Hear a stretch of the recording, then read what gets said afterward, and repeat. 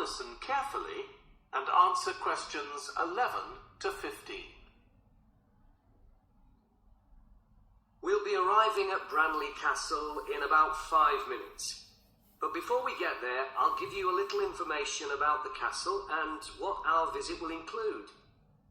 So, in fact, there's been a castle on this site for over 1100 years. The first building was a fort constructed in 914 AD for defence against Danish invaders by King Alfred the Great's daughter, who ruled England at the time.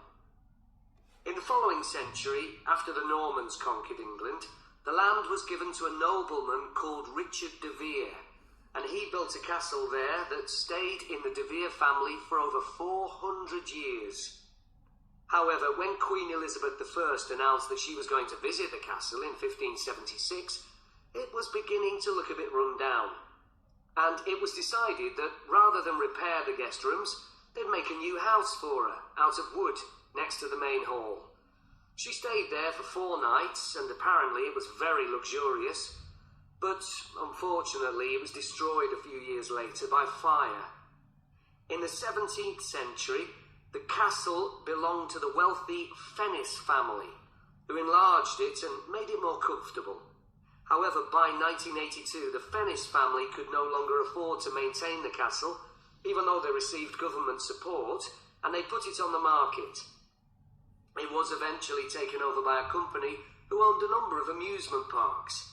But when we get there, I think you'll see that they've managed to retain the original atmosphere of the castle.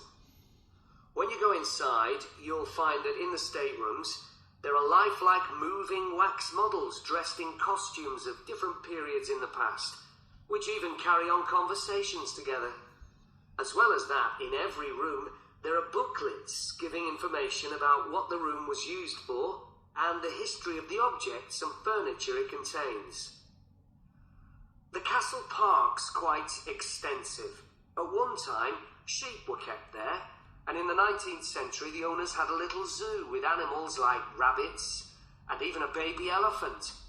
Nowadays, the old zoo buildings are used for public displays of paintings and sculpture. The park also has some beautiful trees, though the oldest of all, which dated back 800...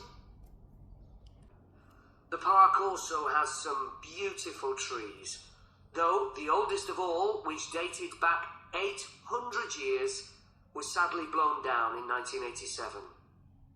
Now, you're free to wander around on your own until 4:30, but then, at the end of our visit, we'll all meet together at the bottom of the Great Staircase. We'll then go on to the Long Gallery, where there's a wonderful collection of photographs showing the family who owned the castle 100 years ago having tea and cakes in the conservatory. And we'll then take you to the same place where afternoon tea will be served to you. Before you hear the rest of the talk, you have some time to look at questions 16 to 20. Now, if you can take a look at your plans, you'll see Branley Castle has 4 towers joined together by a high wall, with the river on 2 sides. Don't miss seeing the Great Hall.